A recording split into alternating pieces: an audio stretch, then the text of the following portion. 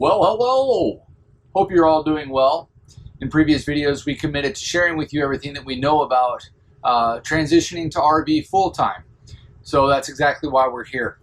Part of the transition to RV full-time is we needed to decide whether or not we were going to rent or sell our house. And the decision, after some research, interacting with some close financial advisors, we decided that selling the home was best. So that's exactly what we did. The question is, since I'm not a broker or a real estate agent, how do you do that? We used Homelister. It's important to note that I am not an affiliate, sponsored by, an employee, or know anybody at Homelister. This is all on my own. So do with it what you will. I hope it will be helpful to some people out there and maybe provide you some guidance. That's all that this is. So, if you have ever sold a home, you know that there is a 2.5% to 3% commission for sellers agents as well as buyers agents.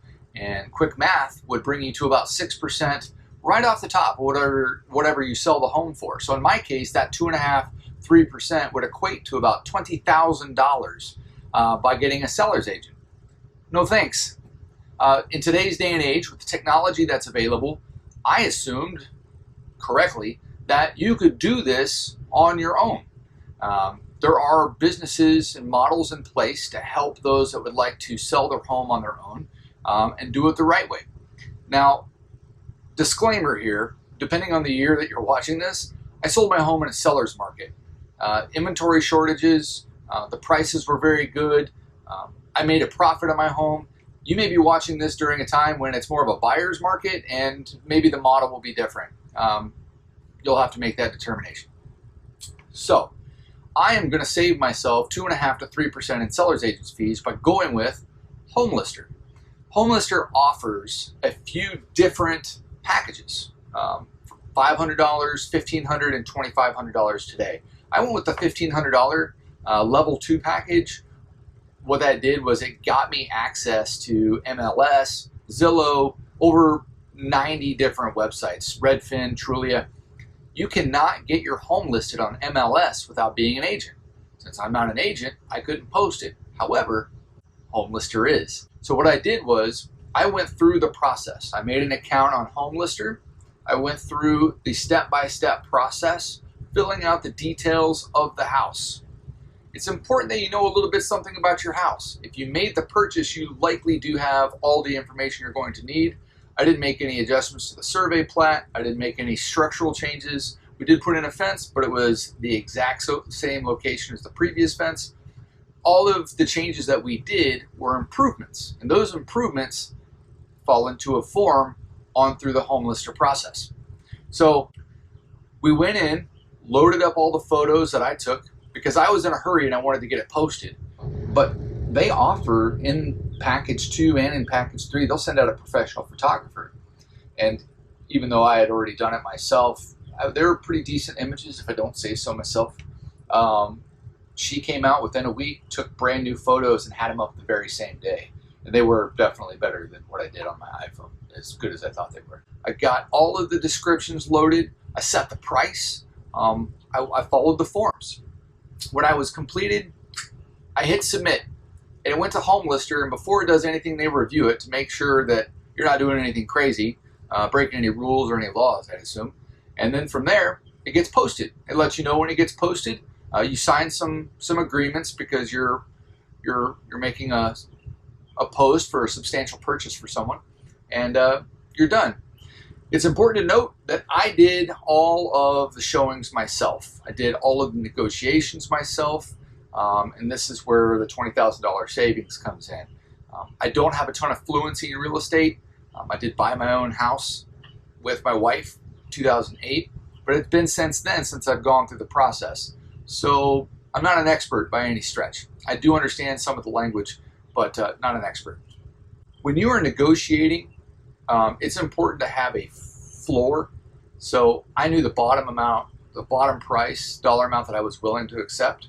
Even though I had put a price out on Zillow. People will make you offers higher and lower from that price all day long. And in negotiations, unless you're desperate to move on, if it's below the floor, leave it. don't do it. We had 3 offers. The third one was the best one. That's the one that we took. But the first one was a cash offer. They wanted to accelerate, said we'll have everything closed in a week. Not interested. The second one was workable. We were actually about to sign with them, but definitely not the best offer. But they were going to have everything signed and finished by the time we wanted to be on the road, which is where we're at today. The third one literally showed up the day that we were about to sign with the other family. And it's important in negotiations to slow down. You control the tempo, unless you don't, in which case you're at an inherent disadvantage. Slow down, consider what's going on. Now, this is where it's different for everybody. I have access to a couple friends that are in the business. They didn't do this for me. I didn't spend a lot of time on the phone with them trying to figure out all the odds and ends. But they did provide some insight and guidance.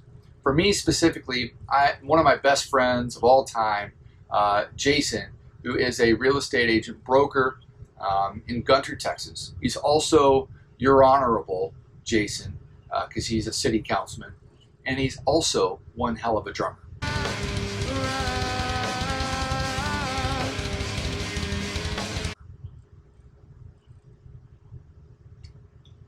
Back to Homelister. Fantastic help that I got from Jason. He was able to provide me some, slow down, think about this, think about that. But these are all in conversations in passing. We didn't set up meetings. It wasn't exhaustive. He just helped me out. So that would be one thing that I had to my advantage. And we negotiated back and forth like people do. It wasn't overly formal. It was usually by phone. I only knew what I needed to know about selling the house. I know what I know about my house and the value that I think that it has, what's right and what's wrong with the house, and then I want to sell it. And then I'm going through this process, kind of winging it, with Homelister's help and some guidance from my buddy Jason.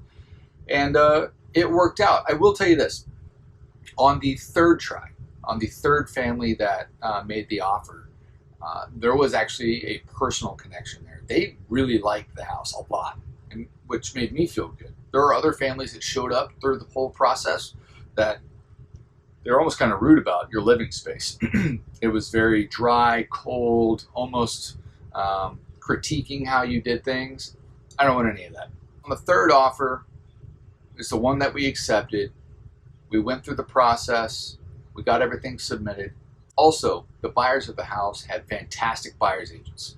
They were phenomenal. Their link is down below if you want to use them, if you're in the area. They only go by word of mouth.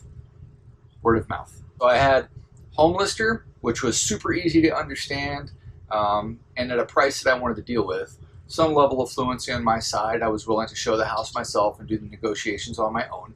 I had my buddy Jason, who was willing to take a phone call, and I got lucky with the people that bought the home and their buyer's agents. So that was my formula, and that's how things went for me. But it all started with me logging into Homelister, making the account, getting things posted there, and being okay with the pricing. They got their last $1,000, the $1,500 total on closing. They got all the paperwork. They were there when I needed them, and they were mostly out of the way.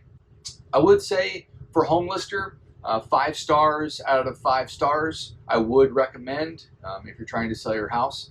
Again, if it's a buyer's market, maybe it's a different situation. But for today, I would definitely recommend. Now, as I mentioned, we are going to share everything that we can in all different forms. How we're raising the kids, selling the house, buying the RV, getting the truck, all the things. You don't just wake up one day and find yourself traveling the country with all of the things that you need by accident.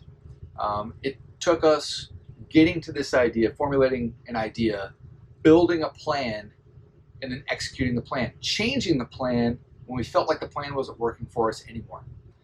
And so far, it's going awesome. So while we're on this journey and we're making our way, making my way downtown, walking fast, faces past, and I'm homebound. We're going to go ahead and continue to share everything that we can. I look forward to the comments below. Positive, negative, feedback, whatever you want to do. And we'll reply to everybody that we can. Let us know if you have any questions. We're happy to help. whatever it is that you want to do out there, RV full-time, whatever, go do that. It's not a trial run. This is it. Hope you're doing well. Talk soon. And I need you. And I miss you.